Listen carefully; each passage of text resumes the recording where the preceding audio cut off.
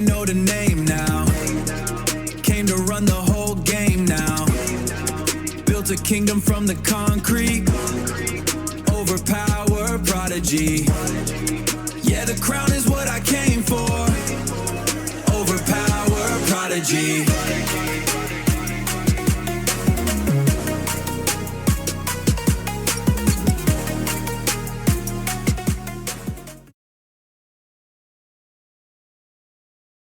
Whoops, I was muted. What's up? What's up? Welcome back, guys. Hey, so today we're going to be going over some new Skybound stuff. Thank you for the spoilers in the Discord. So, I actually have a couple videos I'm going to do. New teams, new characters, my thoughts as a playtester. I think this video specifically is going to have the best info for your deck building and strategy, especially if you're coming to Seattle, but going forward and just how the game has shifted.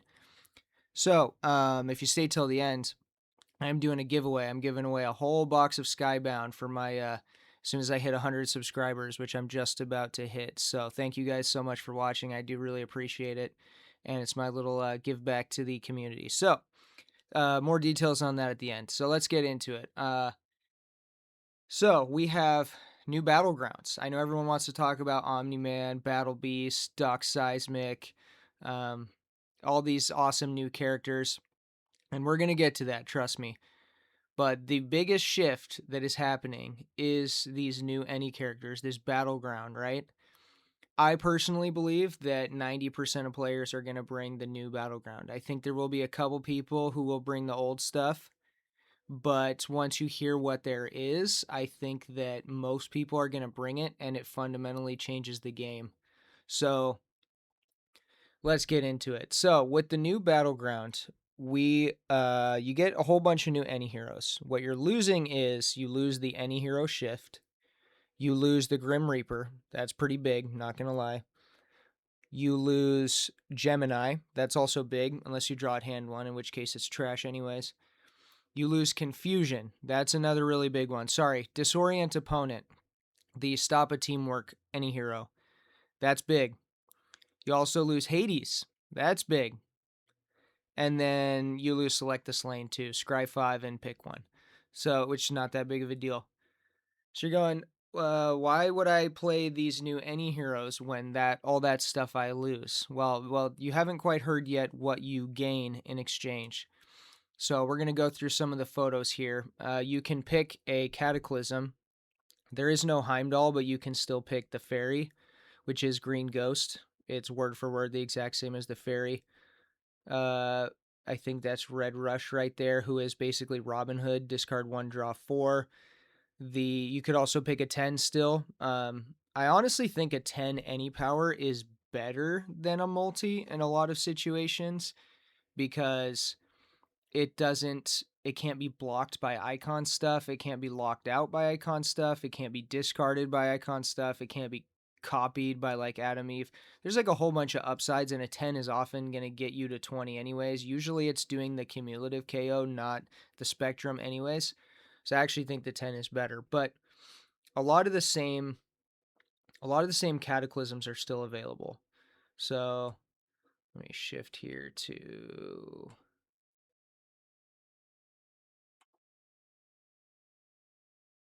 there's also a Baker Street Open Your Hand. Yeah, I'm going through all of them too fast. There's a Baker Street Open Your Hand. There's a cool event one that lets you either negate an event when it comes out next, or you can reshuffle an event of yours back into your deck. I don't think that's relevant for now. We're going to see a lot of it in Legacy. Like, you can just stop a KO event from happening, or recycle your own KO event and go to have it hit a second time. Like, the big hard-hitting Legacy events, that will be relevant, but for Modern, I think it's cute, but no one's going to actually play it.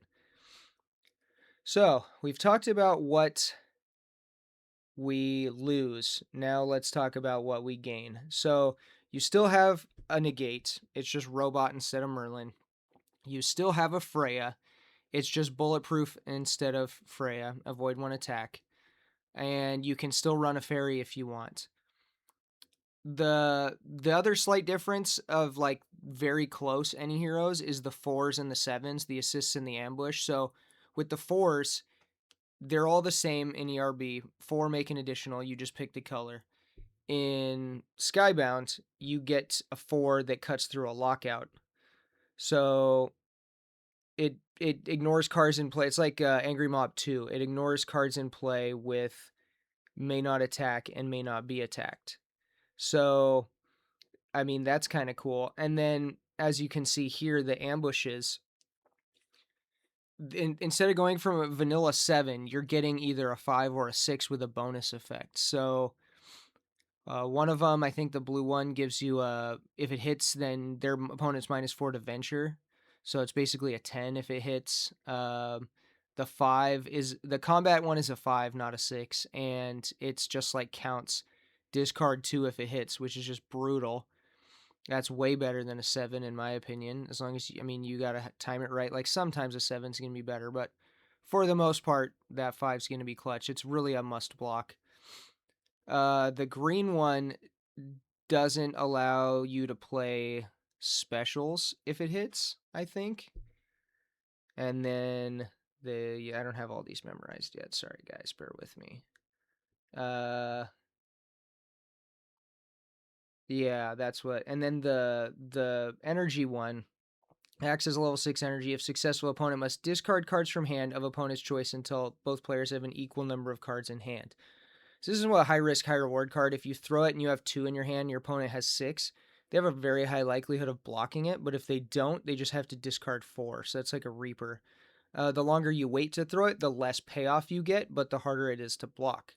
So a lot of this is very, very strategic in when you throw it. I personally think that the 4 make an additional from ERB are going to be better than the lockout, the 4 or the cut through lockout. You know, but so there's a trade-off here. Like the ambushes are better, but the assists are slightly worse because the 4 make an additional always makes an additional and sometimes even pulls a negate. And these 4s that cut through a locked out character, like sometimes it's going to be really clutch, but most of the time it's just going to be a 4. So you get a little bit of trade-off there. Now, as for the new stuff you get in exchange for what you're losing, let me go back here. Sorry, bear with me real quick. Okay, so we get a whole bunch of new stuff. You get Omni-Man, which is the same thing as Carson of Venus's shell card. You play it out for a remainder of game, it can soak a hit from your team of your choice. We've seen how dominant that card can be. Yes, it is slow, but I don't think that's a huge problem because I believe the meta is going to slow way down. It's way more strategic in when you throw your stuff. And just being able to proactively, like, it's not as good as Bulletproof or Freya, but it's pretty close. And the fact that you can carry it into a future round is pretty huge. I oftentimes, like, sometimes I'll get that out and then concede, and then you just have your +1 a card that it's not placed, but it's in play, and you're able to use it at any time. One of the biggest cards, you get Shrinking Ray, which in the OG game, this was called a Beast Acrobatics, would come out from under the battle site. Only attacks made with a universe card may be played against this character for remainder of battle. And yes, that acts as an avoid or invalidates an attack. That will stop anything non-numerical. That will stop anything except for a teamwork follow-up, an ally. It will stop an ally follow-up, and a card thrown, like, I guess Advanced Universe gets through it, and a power card thrown with a training or a basic will also get through it. And I have more thoughts on that, and we'll come to it shortly. But now you stack this with a fairy, and all of a sudden we have lockout shenanigans that are quite reasonable and easier to pull off. It's also, yeah, it has some other factors. But anyways, I continue. Then you also get a Monster Girl, which is a teammate avoid 1 attack. So this is just as good as a Freya, with the exception of a couple things. If you're down to 1 character, you can't play it because you can't play teammate may avoid 1 attack on yourself. It has to work on a teammate. Also, Dracula and Battle Beast both have cards that lock out the ability to defend or attack with cards with the word teammate. So other than those niche circumstances, you are getting an additional avoid one attack, which is huge. I mean, I guess if you have two guys left and Nemo does a target character can't play specials, then the guy who's under that pin can't play it.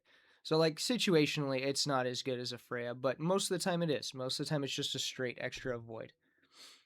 You also get an extra heal here, so you just have the standard Sinclair, a full heal from somebody's permanent record, and it can be placed same as the old one.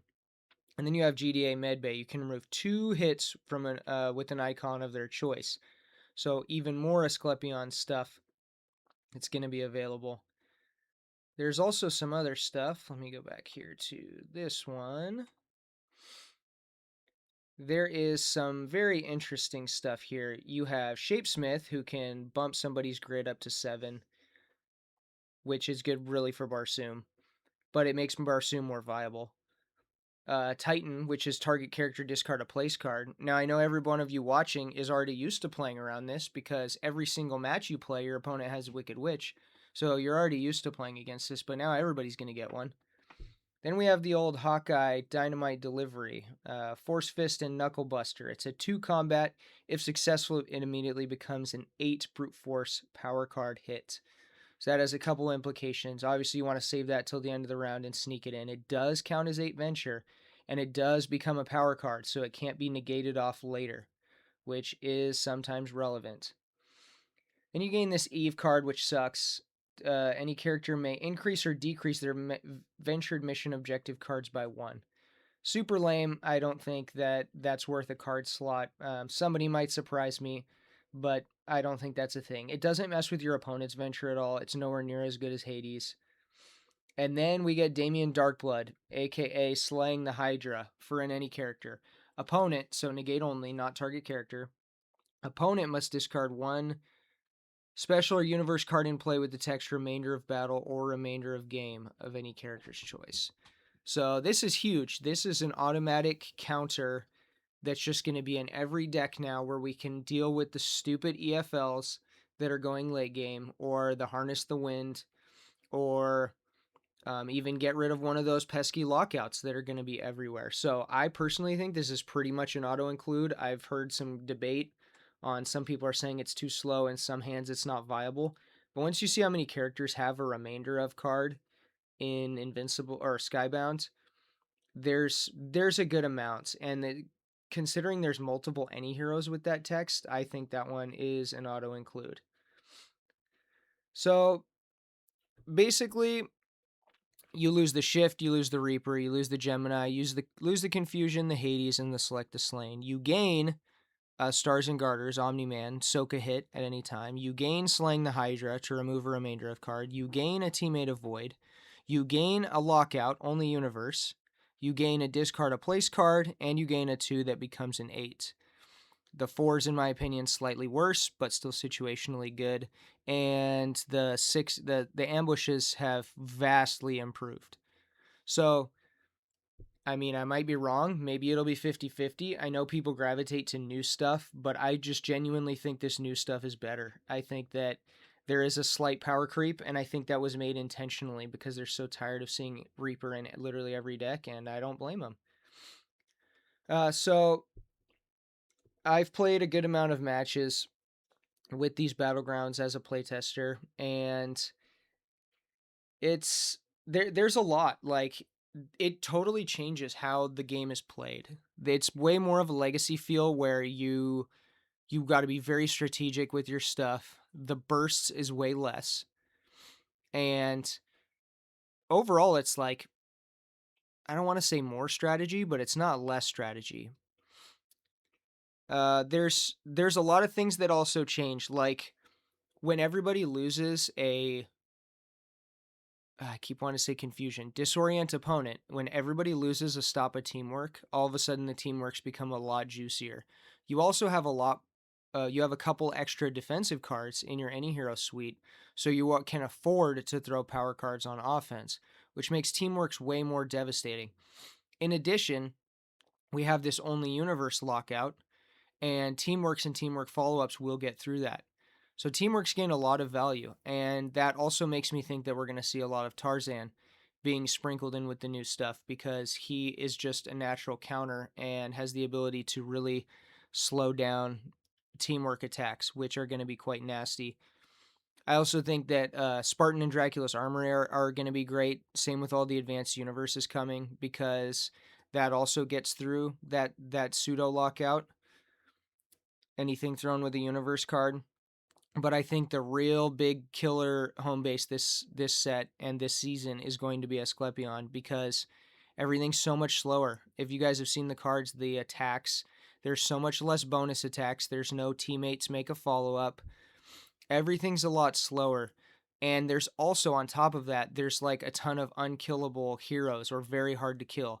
You got Mauler twins, you got Immortal, you got the Walkers, and then you got Battle Beast and Omni-Man, who can most of the time, the Omni-Man all the time, can't be spectrumed. So combine all the super hard to kill guys with the lack of speed, and here we are with a much, much different meta. Everything's going to be way different. You're going to be able to afford to take some hits and have time to heal them off, unlike ERB, where we saw speed was king. I also think that Van Helsing and Jane Porter are going to gain a lot of value because there's so many remainder of cards that their sweeps are just going to be crazy. Van Helsing specifically, I'm really, really hot on. I've had a lot of decks with him because he's got so much. He's got the monster hunting expert that gets rid of, it's the sweep, gets rid of remainder of cards. That also acts as a pseudo heal. He's got a negate. Negates are huge. There's so many crazy specials coming this set that are really, really hard to deal with. And just a good old negate is amazing. Same with Mikey Rose, which we'll get to shortly. But Van Helsing also has the what we call a JW. It's the old school. It's a 3 offsuit, and then you get to make a power card attack follow up. So some of that desperately needed speed that we're losing, and neither attack can be defended by a special. And like I just talked about before, a lot of times people are going to have more defense in the realm of special cards and less in the way of power cards. So he's going to be quite the assassin and the amazing support character. I anticipate seeing a lot of him. And then Jane also just dirt cheap and has the sweep up front, as well as Big Venture. So I think we're definitely going to see a shift, and it's going to be way more venture based. We're going to have a lot more. The average attack in everyone's deck is going to go slightly higher. I think we're going to see John Carter's. We're going to see Zeus's. We're going to see some of these new guys with big hits. I think fast spectrum decks are a thing of the past. And I think healing, card advantage, calculated hits, legacy style is going to be the meta upcoming. So I got a lot more thoughts on all the characters, which we'll get to shortly, but I just kind of wanted to break down the Battlegrounds and what my experience has been with them and what I think is coming. Again, I think 90% are going to play the new any characters. They're just bonkers. Like, you get so much extra defense, which was the biggest deal in ERB.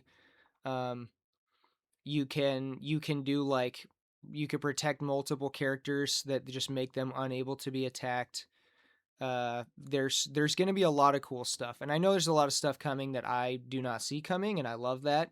There's going to be time. I'm not like predicting the future here. I'm just kind of sharing my experience and what I think is going to happen. Also, the other big thing I didn't talk about is with both players not having a Hades, or only one player having a Hades, we noticed in Season 0 that almost every tournament game went to Power Pack, and that is solely because people are scared to do big bets because Hades just resets it, and it also drags the game out. And if both players have a Hades, and you have like 6-ish hands, 51, 56 cards, you slap your Hades down, boom, we reset. If both players do that, you really, really have to be dominating the game in order to win Venture by the time limit or in a quick amount of time. But let me tell you, playing with the new Battlegrounds, when neither player has a Hades, sometimes it's bet 3, I win, and then bet 4, it's game over. Or it can happen to you. Very often the games are over in 3-4 hands. So depending on like how the draws go. So that's something to factor in and consider too. You got to be a little bit more careful with like placing out and running and then just getting caught, just getting walloped. The extra defense does do a great job of like, it's not as bad to go second anymore. like you can hold the line and then return fire and do, counterattack stuff. So I think that's great because, there's a lot of decks in ERB where whoever had initiative was just going to ride it out and run the game from that point. But both players not having a Hades will be huge. If there's one Hades, it will still slow it down a good amount potentially, but the fact that both players won't have a Hades very often is huge, and it totally changes the venture dynamic, totally changes what people are willing to bet. It's absolutely huge. And then I don't think losing any hero shift or select the slain are that big of a deal. I don't even play select the slain in most decks. I found it too slow. But Reaper and Gemini being lost is absolutely huge, and especially Reaper. But you gain so much stuff that it's like it's it's absolutely worth it. I mean, it is what it is. So yeah, I'm gonna give out a box of Skybound as soon as I have my hands on some. I'm gonna split it up, so I'm gonna do 6 packs to 6 different people. Here's what you gotta do to be eligible. You just gotta comment on every video of this Invincible Skybound Onramp series that I'm doing, talking about the characters, the meta, all that stuff. Make sure you're subscribed to me. Make sure you're subscribed to Spartan Training Ground podcast, which is me and my co-host Rob and both of us.